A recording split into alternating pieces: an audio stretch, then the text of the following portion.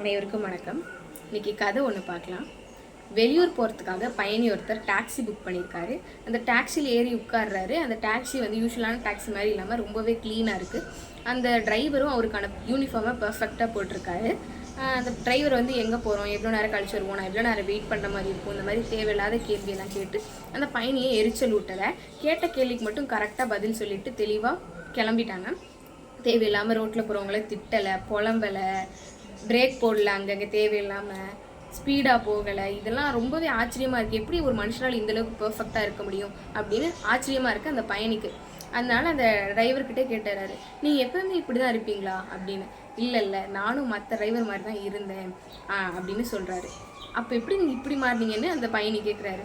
அதுக்கான taxi driver சொல்கிறாரு, ஒரு நாள் என் காரில் ஒரு பேச்சாளர் ஒருத்தர் வந்தார். அவர் பேச்சை கேட்டு தான் நான் இப்படி மாறியிருக்கேன் அப்படின்னு. அப்படி அந்த பேச்சாளர் என்ன பேசுவார்னா, ஒரு சொற்பொழிவாற்றத்துக்காக போயிருப்பார். அங்கே என்ன பேசியிருப்பாருன்னா, வாத்து எப்பயுமே சத்தம் போட்டுகிட்டே இருக்கும். அந்த சத்தம் எப்படி இருக்கும்னா, அது வாழ்க்கையை அது புகார் சொல்கிற மாதிரி எப்பயுமே புலம்பிகிட்டே இருக்க மாதிரி இருக்கும். ஆனால் நம்மள நிறைய பேர் கழுகோட சத்தத்தை கேட்டு கூட இருக்க மாட்டோம். ஆனால் கழுகு அதோட காரியத்தில் கண்ணாக இருக்கும், உயரத்துக்கு போகும், வேலையை கரெக்டாக செஞ்சு முடிக்கும். அதனால் வாத்து மாதிரி இல்லாமல் நீங்கள் கழுகு மாதிரி இருங்கன்னு அவர் சொன்னதை கேட்டதுனால தான் நான் இப்படி மாறிட்டேன் அப்படின்னு அந்த டிரைவர் சொல்லுவார்.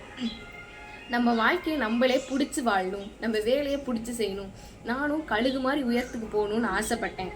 அதனால் அன்னையிலேருந்து என் பயணிகளை நல்லா ட்ரீட் பண்ணேன்.